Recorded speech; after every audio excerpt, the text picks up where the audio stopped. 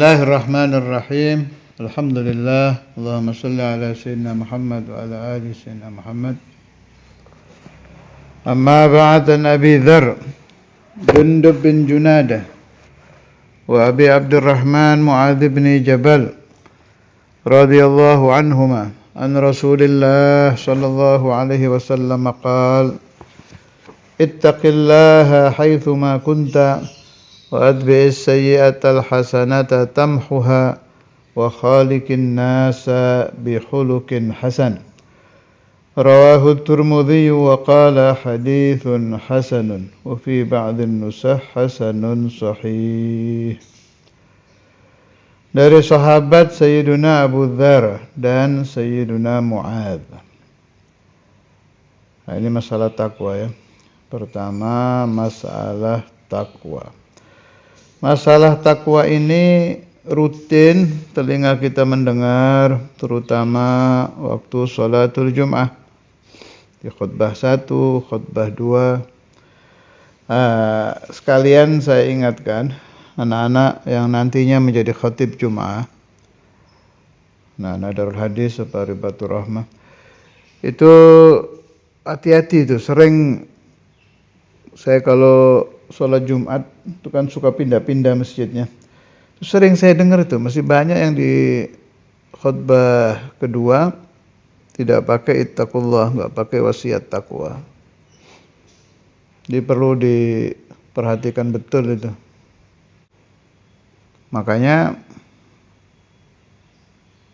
sebagian ulama-ulama besar, masyayikhuna wa masyayikhu masyayikhina yang dulu-dulu itu tetap pakai khutbah Jum'ah pakai bahasa Arab. Karena satu waktu saya tanya ke guru saya itu, kalau Saudara Imam enggak. Saudara Imam yamil ila tarjamah. Saya pernah nanya soal ke Muallim Dimyati tentang khutbah bil Arabiyah dengan khutbah pakai terjemah bahasa Indonesia, bahasa Jawa, bahasa Madura. Kalau Syekhuna Qais Said yamil enggak pakai terjemah, itu saya dengar dari Ki Ahmad. Kalau Saudara Imam yamil ila terjemah, alasannya dakwah, mengumpulkan orang kan sulit tuh. Itu kesempatan emas kan di sholatul Jumat. Hati-hati ya, wasiat takwa itu. Ya kalau bawa catatan ya pasti benar lah. Makanya yang enggak begitu ngerti syarat rukun dari tukang-tukang ceramah, anak-anak yang ceramah-ceramah itu mending bawa catatan sudah. Minimal catatan itunya depannya itu. Allah qatuqatil atumutunna ila antum muslimun terus. Nanti mau dia pas ceramah bahasa Indonesianya enggak pakai catatan enggak apa-apa, tapi yang depan pakai. Kemudian akhir khutbah kan ada itu. Inna ahsanal kalam itu baca aja. Daripada keliru, enggak usah haya-haya, enggak usah malu-malu. Mikirnya gini loh, cara mikirnya. Anda ingin dikenal hafal khutbah Jum'ah sama membatalkan syarat rukun, dengan serem ini. Udah mending baca. Ada yang keliru lagi, ada penceramah yang enggak mau khutbah Jum'ah, takut keliru, itu ya salah juga. Enggak apa-apa, bawa aja catatan. Habis itu pembahasan kesana kemarinya bahasa Indonesia nggak apa-apa. Akhirnya tetap pakai lihat lagi catatannya. Ini saya bukan kata orang loh. Anak usul di Jum'ah itu sering pindah-pindah jadi tahu. Walhasil hakadha. Sadaqa Syekhuna al-Imam al-Hafidh al-Musnid Sayyidina Maulana al-Walid Al-Habib Abdullah bin Abdul Qadir bil Fiqih an-nasu jahlun mudbik. Jadi kebodohan itu sudah terlalu merajalela sampai penceramah khutbah Jumat saja enggak pakai wasiat takwa fil khutbah ats-tsaniyah. Nah, ada mazhab lain yang membolehkan. Cuma kan kita ada mazhab Imam Syafi'i. Masuk ke takwa, ittaqillaha haitsu ma kunta, bertakwalah engkau kepada Allah di mana saja engkau berada. Kalau yang terkenal, pokoknya takwa itu melaksanakan perintah Allah, menjauhi larangan Allah. Imtithal awamir ijtinabun nawahi. Waktu saya ngaji di pesantren dulu ada yang ngartikan takwa itu takut kepada Allah. Kalau yang terkenal imtithalul awamir wajtinabun nawahi, melaksanakan perintah, menjauhi larangan. Titik, segitu aja takwa itu. Ada lagi yang memberi makna khauf, takut kepada Allah Subhanahu wa taala. Mau pakai makna yang mana saja, melaksanakan perintah dan menjauhi larangan, atau mau pakai makna takut kepada Allah, kedua hal ini mustahil qablal ma'rifah. Perhatikan, ini penting. Jadi mau diberi makna khauf atau diberi makna imtithal ijtinab, keduanya tetap mustahil qablal ma'rifah. Sebelum tahu, kenal kepada Allah. Logikanya begini. Kamu takut, pasti kan sebelahnya ada. Takut sama siapa gitu. Nah, kan kenal dulu ini. Saya takut sama fulan karena dia kejam, karena dia kuat, karena macam-macam karena. Tapi kan tahu dulu. Saya takut kepada fulan, makrifat dulu, kenal dulu kepada yang ditakuti gitu. Maka al-khauf mustahilun qoblal ma'rifah. Takut kepada Allah itu atau takut kepada siapapun itu mustahil terjadi sebelum kenal, sebelum tahu. Dah. Sekarang imtithal. Melaksanakan perintah dan menjauhi larangan. Perintah siapa? Kan pasti yang muncul begitu, perintah siapa? Menjauhi larangan. Larangan siapa? Ada orangnya. Nah, si yang diikuti ini bisa Allah, bisa fulan, bisa fulan. Tapi pasti kenal, tahu, ma'rifat dulu. Kayaknya dulu pernah ba'dul masyayikh diundang khutbah Jum'ah. Yang ini, yang dhaik bil ilm ya. Jadi ada orang itu paham ilmu tapi tidak dhaik. Dhaik itu dzauqiyah, yadzuq, merasakan ilmu. Paham tapi tidak yadzuq. Ada yang dhaik itu kalau pemahaman saya ya mirip-mirip majdzub gitu loh. Terlalu tertarik ke dalam ma'rifatul ilmi. Ada itu, saya dalam perjalanan saya keliling-keliling ngaji-ngaji sempat ketemu beberapa orang yang begitu. Kalau orang dhaik itu kayak majdzub itu, pas disuruh khutbah Jumat ya begitu, nggak sampai 10 menit mungkin. Begitu wasiat takwa ya tetap pakai wasiat takwa. Itu terus ngomong, ini nggak mungkin ini bisa takwa kalau tidak ma'rifat dulu pada Allah, kalau tidak mengenal. Gitu aja. Habis itu sesuai syarat rukun selesai, turun. Langsung orang-orang sholat Jumat banyak yang terlambat. Orang-orang belum pada berangkat, ini khutbahnya udah selesai. Jadi begitu ya. Khulasahnya at-taqwa mustahilun terjadi qoblal ma'rifah. Tidak mungkin takwa itu bisa terjadi, mau dimaknai apapun. Ittaqillaha haitsuma kunta, dimanapun engkau berada, di mana saja. Wujubut taqwa, kewajiban takwa kepada Allah Ta'ala itu tidak terikat tempat dan waktu, kapan saja. Imtithalu amrillah, di tempat apapun, di waktu apapun tetap wajib. Wa adbi'is sayyi'atal hasanata tamhuha. Wa adbi', dan ikutkanlah olehmu as-sayyi'ata, kesalahan, al hasanata, dengan kebaikan, Ini jawabul amr, tamhu pasti si hasanah kebaikan tadi menghapus sayyi'ah keburukan. Jadi setiap melakukan dosa harus dihapus dengan satu ibadah, dengan satu kebaikan. Itu dibiasakan dalam hidup itu. Dibiasakan. Innal hasanat yudhibnas sayyi'at. Dibiasakan. Yang bagus itu dan dilakukan oleh orang-orang soleh dulu-dulu itu, kalau mau tidur muhasabah. Sehari ini orang kalau mau tidur itu kan biasanya nggak langsung tidur kan, pasti ada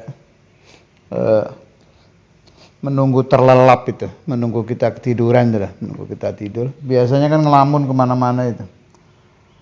Ada yang iseng lihat HP ini itu. Itu kalau ajarannya orang-orang dulu itu waktu muhasabah, hitung-hitungan. Hari ini saya melakukan dosa apa saja. Malah ada yang dicatat itu. Orang-orang dulu itu ada yang dicatat. Saya melakukan dosa apa saja. Kesalahannya apa aja ini. Jumlah berapa dihitung, nanti diganti dengan hasanah. Dengan ibadah, dengan kebaikan, apa sholawat, apa sembahyang sunnah, apa saja lah.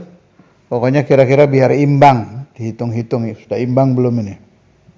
Setelah imbang, syukur-syukur bisa ibadahnya lebih dari dosanya dalam satu hari itu, lah baru dia tidur.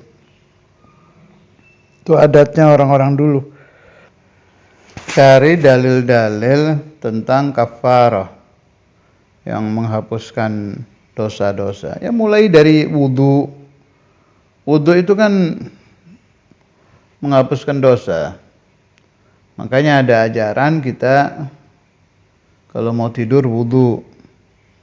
Itu bagus, menghapus dosa-dosa siang tadi. Orang yang tidur punya wudu itu kan ada malaikat yang mendoakan dia biar diampuni dosanya. Itu maksudnya. Wa'adbi sayyatal hasanata tamhuha. Dan ini kalau sudah menjadi adat, kebiasaan harian, jadi ringan kita melakukannya. Terus itu, pilih sholawat-sholawat yang pahalanya besar, seperti sholawat Fatih.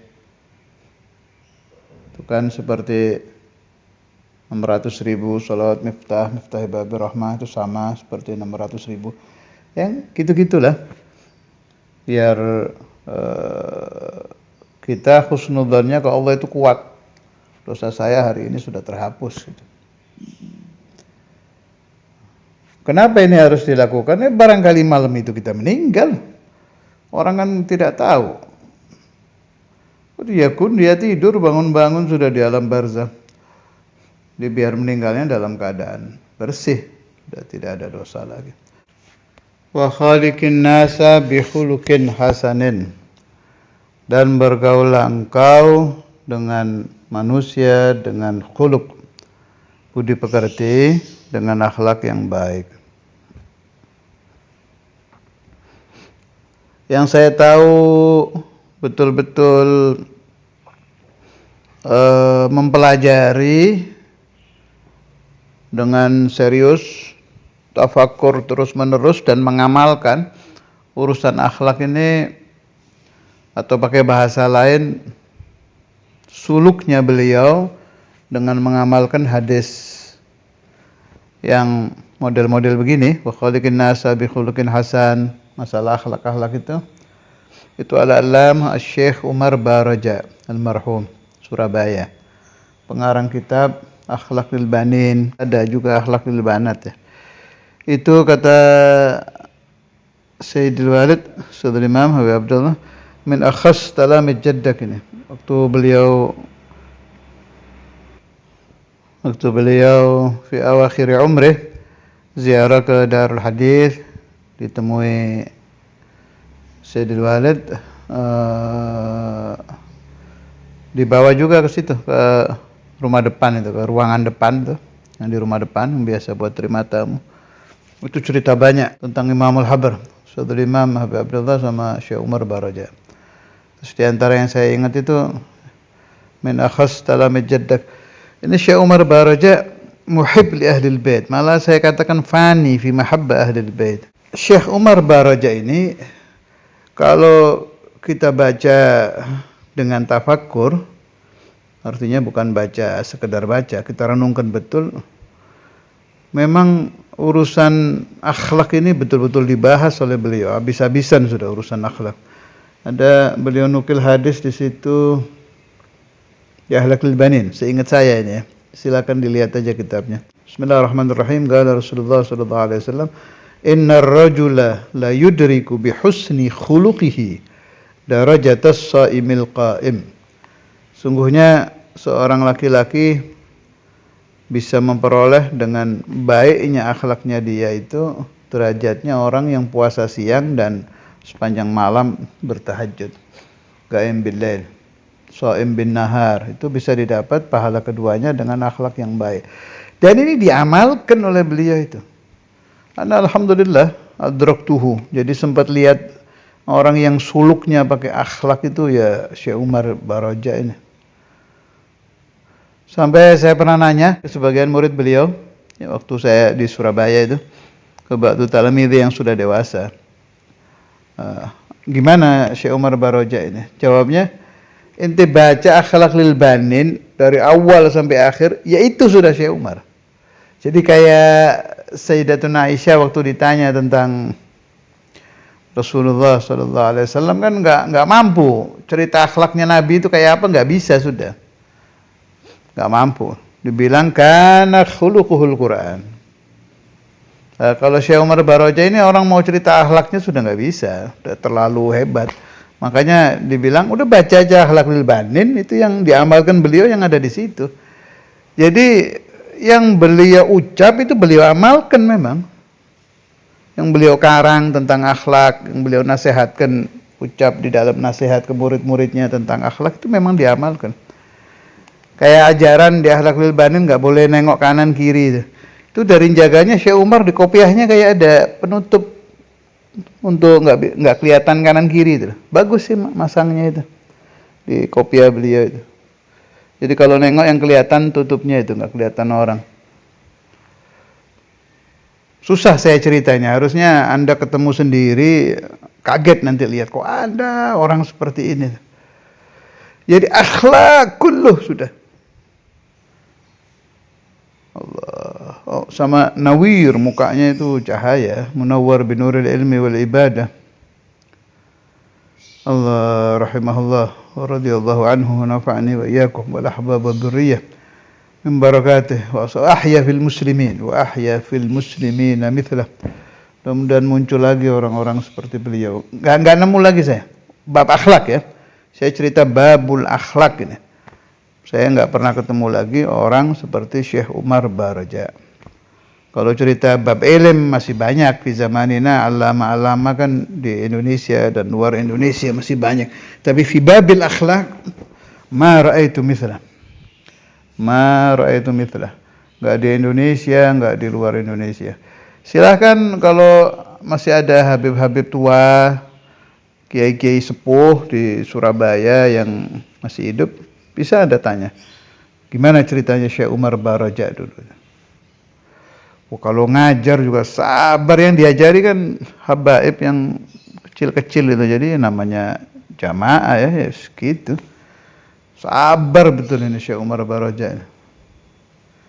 Allah. Nah, dan yang dinukil, ini perlu saya sampaikan juga, yang dinukil di Akhlaqul Banin kebanyakan itu dari Maulana, enggak semua memang, tapi kebanyakan itu beliau ambil dari Maulana Al-Imam Al-Habr Al-Qutb Al-Habib Abdul Qadir bin Ahmad bin Faqih. Ya, jadi orang kadang baca Akhlaqul Banin, anak-anak kan nganggap ngeremehkan tuh ini kitab kecil, males, pembahasannya gitu-gitu. Jangan salah. Jadi kebanyakan pembahasan Akhlaqul Banin itu, saya tahunya dari mana? Ini saya yang ngomong ini. Saya tahunya dari mana? Saya tahunya dari keterangan murid-murid beliau waktu ngobrol-ngobrol di Surabaya. Itu satu. Kedua, saya temukan sendiri yang saya baca di catatan-catatan Mu'alim Romli dan lain-lain, ternyata masuk di situ. ada ba'dul qissah, ba'dul ahadits, taqyidat, catatan-catatan belajarnya Muallim Romli ke Imamul Habr itu dan murid-murid Imamul Habr yang lain sering saya temukan sama loh. Ini ada nih di Akhlaqul Banin. Sama gitu. Mahu kullu. Naam. Setelah beliau belajar ke Maulana Al-Imam Al-Habr Al-Qutub Al-Habib Abdul Qadir bin Ahmad Al-Fiqih, beliau juga belajar dari alama-alama yang lain, di antaranya Al-Habib Al-Imam Al-Qutub Abdul Qadir bin Ahmad As-Suggaf, beliau juga belajar. Dan beliau Adhun ini ya'khudh 'anil Habib Al-Imam Al-Qutub Abu Bakar bin Muhammad As-Suggaf. Sebab di kitab mana saya baca itu? Kalau nggak salah di Tajul A'ras apa di mana itu ada keterangan bahwa Syekh Umar Baraja sempat mengarang Manaqib Al-Habib Abu Bakar bin Muhammad As-Suggaf. Tapi sampai sekarang saya tanya-tanya ke beberapa orang belum dapat saya kitab itu. Kepingin betul saya dapat itu. Sebab Syekh Umar ini alama. Kalau ngarang itu bahasanya indah dan gampang dipaham. Kayak bahasa Akhlaqul Banin itu. Sederhana, indah dan gampang dipaham. Katanya beliau sempat mengarang tentang Manaqib Al-Habib Al-Imam Al-Qutub Abu Bakar bin Muhammad As-Suggaf. Kalau kita mau merenung, bisa kita katakan ini perenungan saya ini gara-gara saya ketemu satu allamah ahli syair di Bandung dulu zaman saya masih ngaji di Buya. Namanya Al-Habib Alwi As-Suggaf rahimahullah. Syair kabir. Habib Alwi ini tilmid Sayyidina Al-Walid Al-Habib Abdurrahman As-Suggaf. Sayyidina Al-Walid Al-Habib Abdurrahman murid itu Asy-Syairul Kabir, pendiri Al-Khairiyah itu siapa namanya itu? Ustaz Ahmad kalau nggak salah, bin Abdurrahman As-Suggaf. Ngobrol-ngobrol tentang murid-muridnya Imamul Habr, beliau bilang, tilmidh jaddak Syekh Umar Baraja nafa'allah bi kitabih. Jadi murid kakekmu Habib Abdul Qadir bin Ahmad Al-Fiqih, Syekh Umar Baraja itu betul-betul Allah Ta'ala memberikan kemanfaatan kitab Akhlaqul Banin. Yuqra' fi kulli makan itu. Itu aneh loh. Bagi saya ini, saya merenung sendiri. Aneh itu tersebarnya kitab Akhlaqul Banin sampai dibaca di mana-mana. Saya kira sampai sekarang ya.